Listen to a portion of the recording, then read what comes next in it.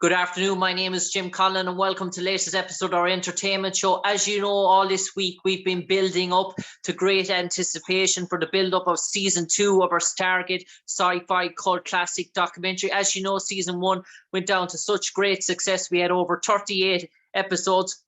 Everyone from Stargate SG1, Stargate Atlantis, Stargate the original movie, Stargate Origins, Stargate Universe, all appeared on the series as well. So we're delighted to be back for season 2 with so many great actors and actresses telling their time on the Stargate sort of franchise. And what our special guest this evening is one of those founding members of Stargate in terms of he's only one of 2 people in terms of guest cast appearances that have appeared on the original Stargate movie and the Stargate franchise. In fact, he's one of 3, actually. Another one's just spring to mind there as well. He's one of 3 people that has been, along with Richard Kind, who appeared in the Stargate movie and Stargate SG1, Alexis Cruz, who appeared in Stargate movie and Stargate SG1, and the other person who appeared as Kasuf in the original Stargate movie alongside James Spader, and then appeared in the Stargate SG1 series, the one and only Erick Avari. And if you're wondering, Kasuf, does that name ring a bell to you? Well, Kasuf was the father of Sha're, the wife of Daniel Jackson, and Skara, the much acclaimed self-son of Colonel Jack O'Neill, the sort of kindred sort of spirit connection they had. And Erick, in terms of when you appeared in the Stargate SG movie, the original sort of movie with Kirk Douglas and James Spader, and that was sort of set as sort of a one-off sort of thing. Did you ever envision that a series might spring up for this, and were you always open to that opportunity of maybe guest rolling on a series if it came about for you, or did you think to yourself, well, this is a movie that mightn't just will be a movie? And how, first of all, did the opportunity come about for you to get into the movie, let alone the action series? Well, I'll take the last question first. The way I got into the movie, and it was, I remember very clearly, even though it was, however many years ago. I had recently moved from New York to LA, and I was a New York actor for a decade and a half and never thought I'd move to Hollywood. I never thought there was anything there for me. I was a stage actor. My specialty was the classics. That's what I was trained in, and that's what I thought I would do for the rest of my days. With no exaggeration. I mean, that was my plan in life was set. And as long as I could keep finding work, I was delighted. I was delighted to be working in what I consider the greatest city in the world, New York City. It was with all the romanticism and all of that attached to it. I was in bliss. And I started from nothing. I literally had to do what's known as off Broadway, or also known as showcase work, where you work for free. And I got to admit, one terrible play after another, but you slog through it because I felt work begets work, and you get seen and you whatever. And there's always a chance that one of those plays would move to off-Broadway, in which case then I would get to join the union. So I wasn't even a union member. I did extra work, I did telephone sales during the day, and I did free plays at night. And as luck would have, 3 years later, I get my equity card. Sorry, this is a long explanation, long story but there's a buildup. No problem. My career never had a one-shot thing that propelled my career, jumped it, in a really significant way. There were a lot of little things that helped, and one was just getting the union card, because you couldn't work in a union job unless you were a union member, and you couldn't audition for a union job if you weren't a member. So it was this catch-22. As luck would have it, I happened to, out of the several dozen plays that I did off Broadway, one did actually move off Broadway. And not only that, they took me along with the production. So I got my equity card. My life changed after that in quite a significant way. I was then working on stage in Cleveland or Dallas or, any number of Minneapolis, any number of places. And that was significant in the sense that I was being paid to work and making a living at it and doing some really wonderful old classics, new plays, very exciting stuff. I came to jump to the chase. Then I got off-Broadway show at the Joe Papp Public Theater, and then I got another and another, and that really sort of legitimized me as a New York actor. And I took a 2-week vacation in LA during that period. I had been working, I just closed a show, and I was going to go to another show, and I had 3 weeks off, and a friend of mine, and I used to knock LA all the time. In fact, you might know Jason Patrick, the movie star. I used to knock LA all the time, just, because that's what New Yorkers did, And he said, you haven't even been to LA, so you come out and then you tell me what you don't like about LA and all this. In those 2 weeks, I landed 2 jobs. I went to 2 auditions and I landed both the jobs.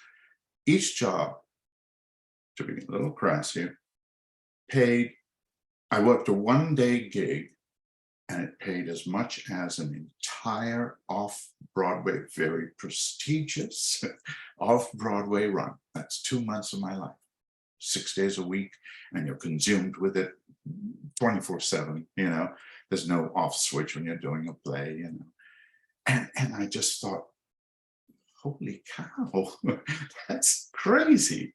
And I thought it was like taking candy from a baby. Here I went on 2 auditions and I landed both of them, and all of a sudden I'm flush.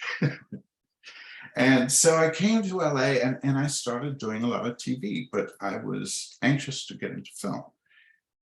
And I got a call from my agents, and they said, the other aspect that I should bring up is I was also very conscious of the ethnicity, and I never wanted to put myself or allow myself to be put into a box, and saying, well, my ethnicity is I'm from India, but I didn't want to end up playing only roles from India, because there were none back then.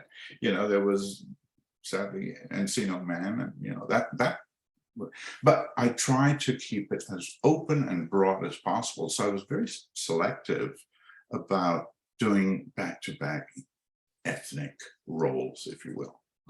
I thought I'm just going to dig that hole deeper for myself. So I would, And when Stargate came on, now obviously it's an ethnic role, and the script had essentially one scripted line, as Kasuf says, and it was just a one line, and I was, a little full of myself, and I thought, hey, I'm an established actor now. I'm a serious actor, and I'm not going to do a one-line thing, And my agent said, well, look, they are looking for people who can improvise, because that's the nature of this world, where it is all in ancient Egyptian. There's a language barrier, and that really did spark my interest.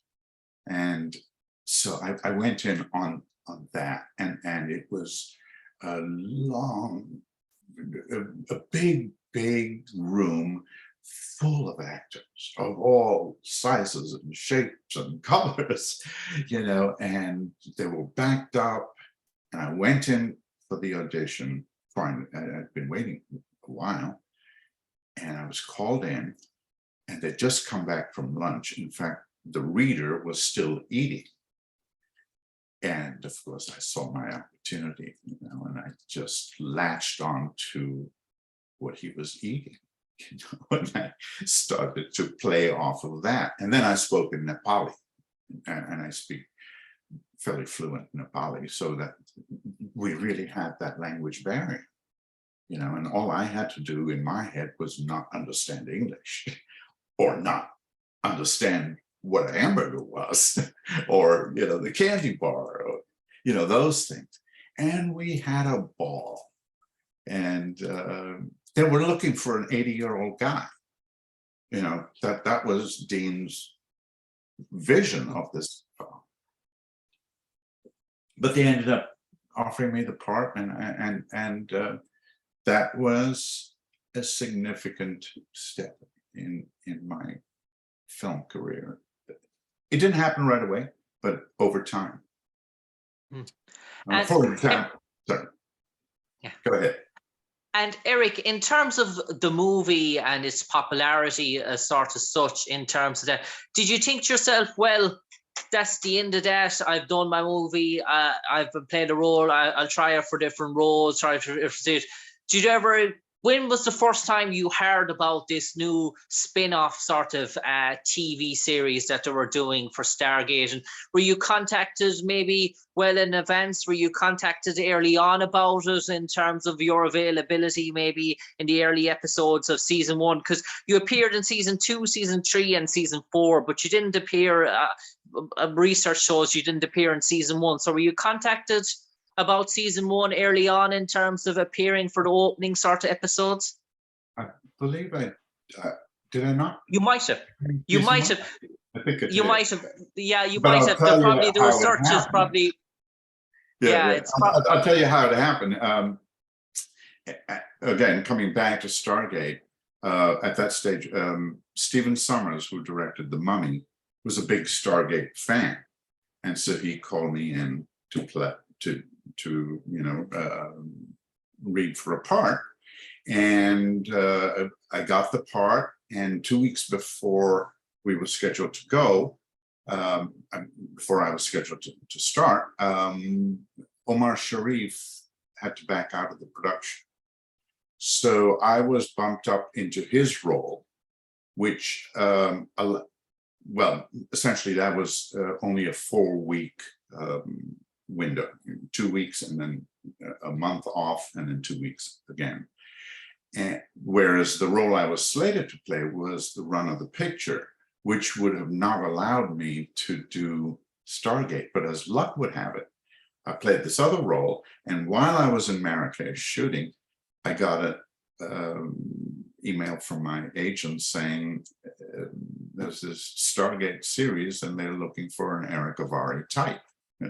Can we submit you for it? And I said, yeah, I think the dates will work. I'm wrapping up here. And that's how it went. I went directly from The Mummy to Canada to shoot that episode, the first episode of Stargate SG1.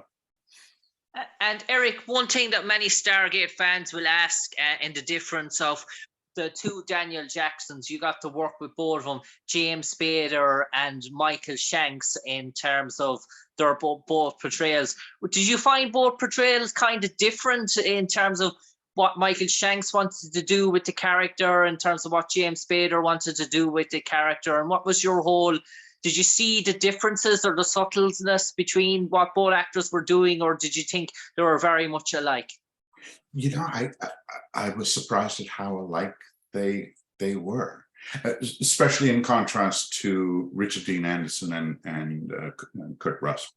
There was, and I don't mean in physical type, but take and the personality, the softness and all of that. There seemed to be quite a bigger difference there than there was between James and Michael. That felt very comfortable for me, stepping into that. And did you have any sort of envisions of where you were sort of coming from the movie to the TV series, in terms of this portrayal of the Abadonian sort of world in terms of what was portrayed in the movie to the Stargate SG1 series? Did they have pitches as sort of a different sort of landscape in terms of what they were trying to do with it and your characters, and bringing ye from that movie sort of world into this now TV series type of world? Yes, landscape, but I think for me the biggest adjustment I had to make was the language, because now Kasuf was speaking English, and that adjustment was something that I had to contend with, and we had conversations about it. You know, so, okay, so how obviously he's a quick learner, you know, because you know, they didn't want the dialogue to be stilted, you know. But in terms of accent, dialect, this was a challenge for me playing Kasuf, even in the movie, was what are his influences? You know, when we see him in Abadonia, no TV, no contact with the outside world. He only knows what he sees, right? And those are things like hieroglyphs. So even gestures, you know, it very modern, you know, and I kind of wanted to be much more in keeping with the hieroglyphs that I, you know, and portraits and things that I saw. So once again, along that same vein, trying to stay in and be authentic in how he would speak, is my assumption was that he learned through Michael Shanks's character. You know, that's who taught him English. So that would be who he's trying to emulate.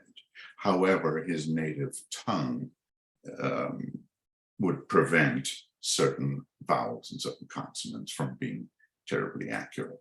But you know, it was a bit of a stretch, because for me, I did feel like it's a little leap of faith here that we have to take, and that the audience needs to take here, that he did in fact learn how to speak English that quickly. And Eric, was it a nice surprise for you when you arrived on the set to see Alexis Cruz beside you in terms of a sort of reunion for the movie time? Were you aware that he was cast as well for the TV series, that he was approached for it, and obviously appearing together in the movie and the TV series? That's quite unique in terms of, especially the years have gone by since the movie as well, to be reunited as sort of such. Yes, absolutely. It was very pleasant. Although I'd heard that he was doing it. I think he did an episode. Yeah, he did an episode before me. So yeah, but it's a small world, you know, and the number of people that you keep running into, it's wonderful. It really feels like there's a connection, that you don't just do a project and then it's gone and all those people have gone for good. You know, there are people I still run into, have worked with several times, and you know, it is a small world. And how did you feel about the likeness of that storyline, where your daughter and your son now obviously are becoming Ghouls, the sort of antagonists of SG1, the villainous sort of such, and in terms of that your Kasuf's whole family has been destroyed, been taken apart really, and that his whole family now are these murderous sort of creatures with snakes in their heads and sort of things? Did you find that sort of reveling or exciting in terms of that you're seeing your son and daughters now as two different entities really within the one body? Yeah, I as a dramatic device, I found that very exciting. You know, I think that's great, and even Alexis' character got to do that. I was a one-note character on that. sadly, because that is always fun to play, isn't it? So yeah, I thought I thought the writing was very clever and very smart all the way around. And Eric, in terms of your own character now, Kasuf, if he was put in an encyclopedia, let's say, or a dictionary of all the fictional characters that appeared in Stargate SG1, and there was 2 blank sentences left under his name, a synopsis, not an epitaph as sort of such, but a synopsis of the character, and your talent agent came to you, Erick Avari, and they asked you to write those 2 sentences to summarize what Kasuf was and what he stood for, what would you like those 2 sentences to read?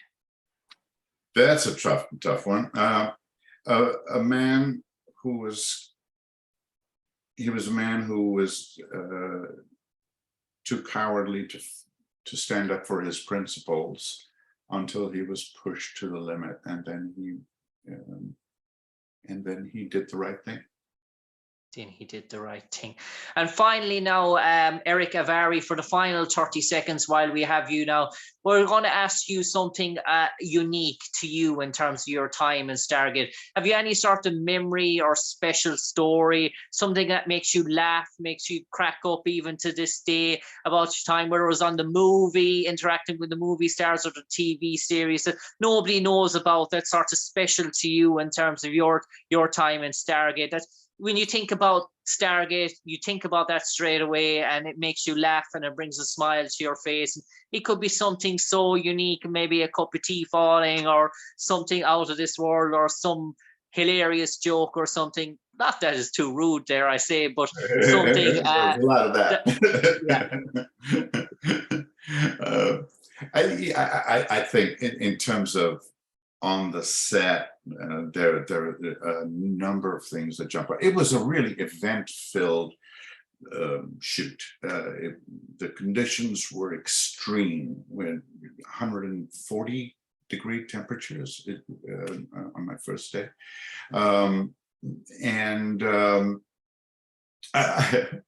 there's several stories that are running through my head right now. But speaking of the temperature, the very first day of principal shooting, there were all the principals lined up, and I was in full regalia, with the entire wardrobe and the long plume on my headgear, which got cut down for practical reasons. In fact, when Kurt first saw me, he says, "We got the Pope here." But we were in the hot sun with the mastages. Now, these were Clydesdale horses, dressed up under heavy costuming and fur and all this, headgear. So they were hot. We were hot. And so there were a bunch of all the American soldiers, Kasuf and Alexis and Janine in that shot. And while we were rolling, when we were just getting ready to roll, the horses started to rear up, and they are big with huge hoofs. I mean, they were like that. And these guys they were not happy with the heat. And before I could do anything, everyone had cleared the set. But I was in these long robes and slippers, and I could barely move. And I thought, I'm going to be the sacrificial lamb. I'm going to die on the very first day of the shoot. Fortunately, I was able to scurry out, and I think I lost my headgear, and let it go and cut the heck out of there. There were a lot of things, chasing dune buggy people, because where we were shooting was a big dune buggy resort. They come with these go-karts and flying over the dunes and stuff, loud, and they leave tracks, and of course we couldn't have tracks on the planet. So we had 35 dune sweepers. Talk about a novelty there. This was a crew on the set that was on no other set. The set itself was something like I've never seen before or since.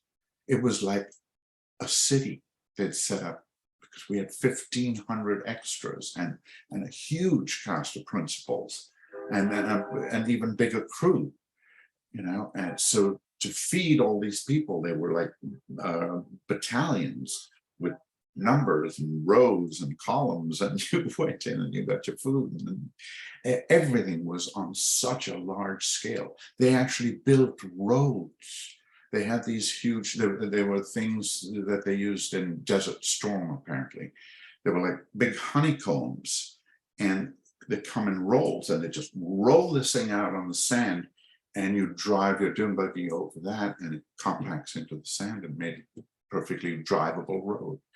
You know, there were things that were just out of this world. I remember commenting to James one day when we were walking, they called cut, and we were down in the dunes and we were trudging back through the sand, and we looked up and we saw the surface, you know, the where the entire set is set up for, you know, the trailers, the food tents, and all of that. And it looked like a city. And I told James, and it was, again, early in my career, and I said, wow, I've never been on a set this size before, you know. And he just, without looking up, he said, Eric, no one has. Eric, an absolute pleasure talking to you today. Unfortunately, time has caught up with us there. Thanks for sharing your memories of playing Kasuf in Stargate SG1, your 3 episodes, your leader of the Abdonians. You also appeared in the Stargate movie. No doubt, hopefully, your journey in the Stargate Enterprise in venture has not maybe forsaken its toll. It might come around again, but for the moment, Erick Kasuf, the one and only Erick Avari, the one and only Kasuf, take care, God bless, and stay safe. Thank you, James. It was a pleasure.